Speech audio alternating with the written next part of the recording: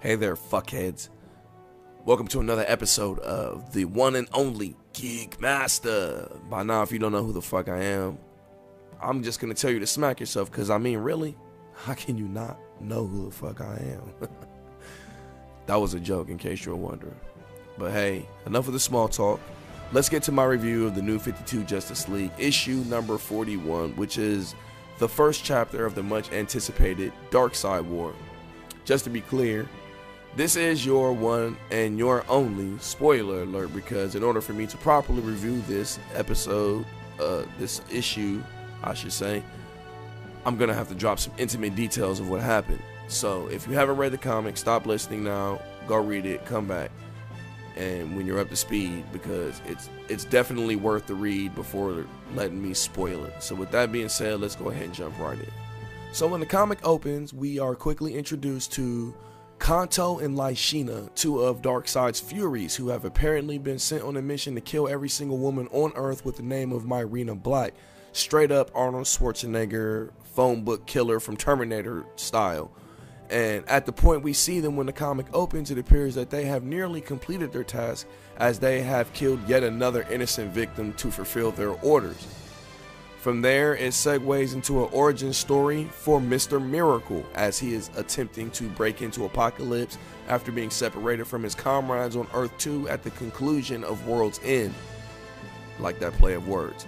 It's only a few pages in length, really, when you're reading it, but the concise writing of Jeff Johns is able to eloquently explain the rudimentary details of Mr. Miracle's backstory relatively quickly, and it lays it out really quick for anyone who is not familiar with the character before reading the comic. Apparently, Scott-Free, aka Mr. Miracle, who was born on New Genesis but sent to Apocalypse as a child in a deal that was supposed to avert war between the two worlds, is breaking into Apocalypse because, of course, as the best escape artist that the DC universe has ever known, that also means he's good at breaking into stuff. So he has become aware of activity that suggests Darkseid's forces are trying to find something of immense value, and he wants to get as much information about that situation as possible. So he's trying to break back into hell in the sky, or I guess you could call it Apocalypse. Yeah, that was a bad joke, but just bear with me. Anyway, next up, the writers take us back to Earth, where the story begins to be narrated by Wonder Woman, as it's made obvious that this story will undoubtedly be told through and structured around Diana and the mythology surrounding her character. I personally love it, because I think that when the Justice League stories are developed around and focused around one character, the stories actually play out a lot smoother, and they tend to not be so convoluted when they try to do these big events. Think of stories like Throne of Atlantis, which centered around Aquaman, for example. For me, the opening panels of this comic start with Wonder Woman's narrative, and I thought it was superlative, you know, as she summed up her perspective and relationship with the Justice League and their mission. You know, she went through the four major heroes that you typically think of from the Justice League, but the fact that she is the focus of this event also makes me suspect whether they're going to try to retcon some of her origin, since DC has made it known that they plan to embrace creativity over continuity for the purposes of storytelling when they tell this story of the Darkseid War. So keep an eye out for that. Without slowing down, we are taken to the scene of the latest Myrina Black murder, where the Justice League minus Lex Luthor and Superman are investigating the evidence surrounding the situation. It's quickly determined by Cyborg that boom tubes were involved, and that immediately throws up red flags that obviously connect Darkseid to the situation. Superman and Lex are not present because they are on the Watchtower, still dealing with the neutron situation from the fallout of the Amazo virus in the last arc in the Justice League. This is where a lot of comedy in the issue comes in for me, because they have panels that show Superman basically busting Lex's balls about being a fuck up and how he's scum. You know, basically the same kind of monologue that the two of them have had basically for eternity at this point.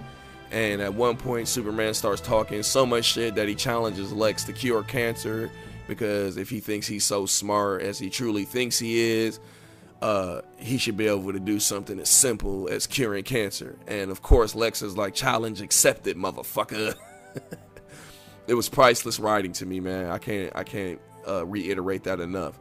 But what made the whole exchange funny to me was the fact that Captain Cole was in the background the whole time, kind of egging it on, being a smart ass. There are even a few panels where Leonard Snart, aka Captain Cole, is trying to get Superman to hook him up with Wonder Woman. Like, hey, he gets a call from the Justice League, and he's like, hey man, is that Wonder Woman?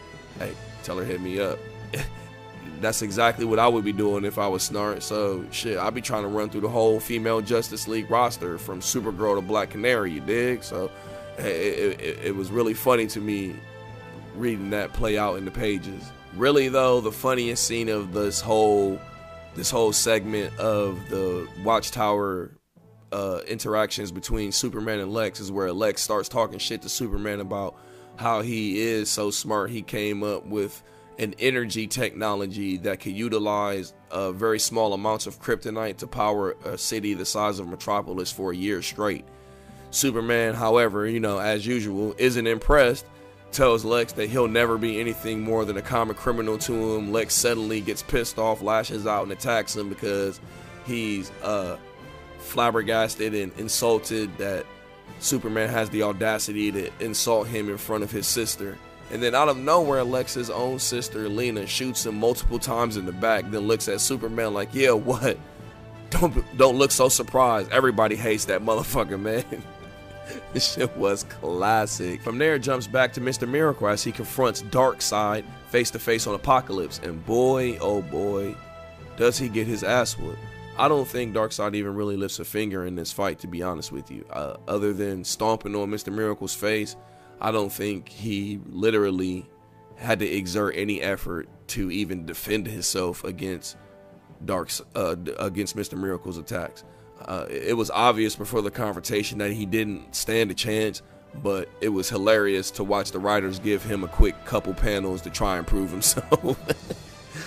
But like most comic readers, sometimes I put myself inside the heads of these characters, and at that point, if I was Darkseid, I could see myself just shaking my head like, are you serious? You really came here to challenge me with some light discs? Get the fuck out of here. But before Darkseid is able to pound him to pace, Mr. Miracle lives up to his name as an escape artist and is able to escape via a boom tube. At this point, the issue jumps back to the Justice League, where we see Grail, the daughter of Darkseid, climb out of Barry Allen's mouth in what I can only describe as a prodigious breach of personal space that would scar you for life. I mean, really, can you imagine how bad your jaw would hurt if a grown woman used it as an entrance or doorway into your dimension from God knows where? Fuck that. But from there, Grail proceeds to emasculate every single member of the Justice League in sight. And it's funny because the first hero she really sees is none other than Batman. And at that point, I'm like, here we go again.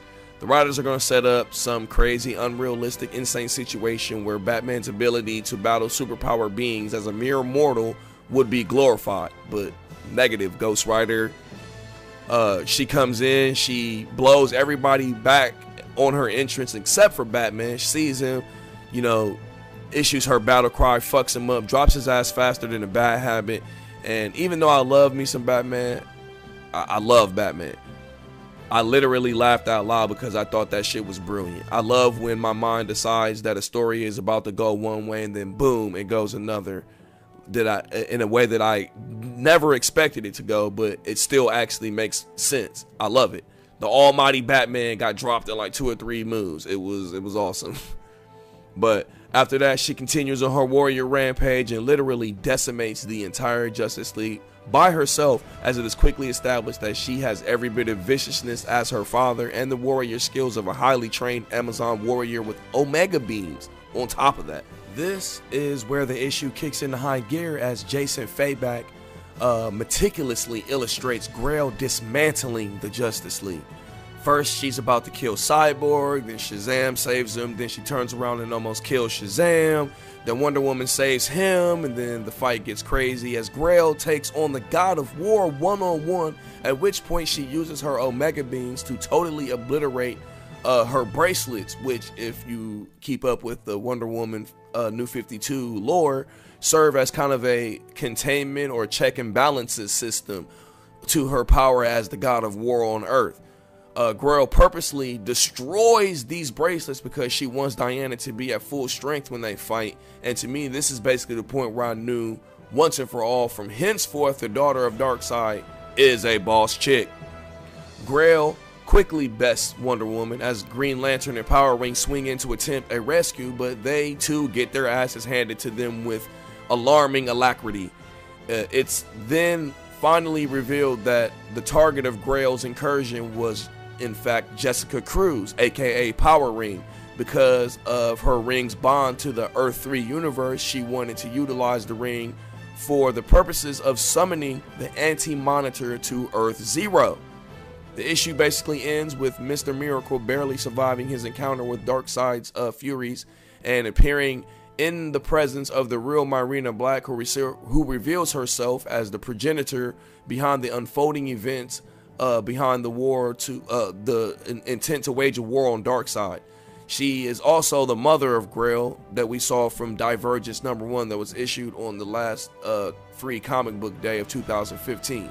Overall, I thought the issue was nothing short of a masterpiece. The artwork was phenomenal, the writing was eloquently engaging, the fight scenes were choreographed with mastery, and it was funny. Couple things I wonder about that have me speculating is, what is the thing of value Darkseid is searching for? Could it be the New 52 version of the anti-life equation? Or something else new and altogether unique that could possibly have something to do with Metron and the Mobius chair, or maybe something to do with the Anti-Monitor's origin that we're probably going to get a retconning and explanation of also in this story. Also, how will the crime syndicate from Earth 3 play a role in this arc?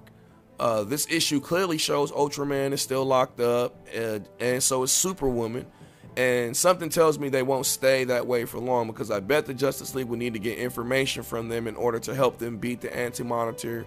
And since they won't give that intel up without getting something valuable in return, I wouldn't be surprised if we see a Earth 0 and Earth 3 team up of sorts to beat this combined threat of the Anti-Monitor and Darkseid. Not to mention Superwoman's baby is still in play, and don't forget Owlman is still out there somewhere lurking in the shadows, working behind the scenes with Lex Luthor to combat the arrival of the Anti-Monitor's arrival as well. So look forward to seeing some of the Forever Evil blowback in this arc as well, and having some kind of ripple effect.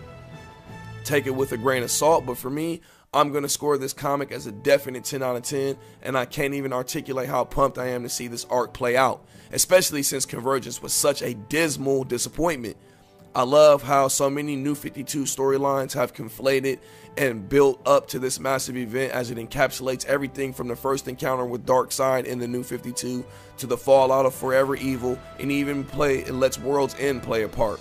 It's obvious that Jeff Johns and the creative team behind this arc are determined to come out swinging and make a statement with this new DCU that has been set up via Multiversity and Convergence.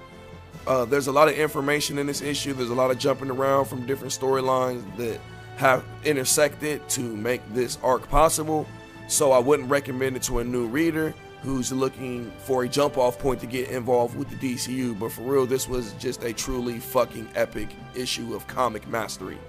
With that being said, though, I want to thank you all for checking out this latest review. If you would like to hear more podcasts, please like, share, subscribe, fucking sell your body.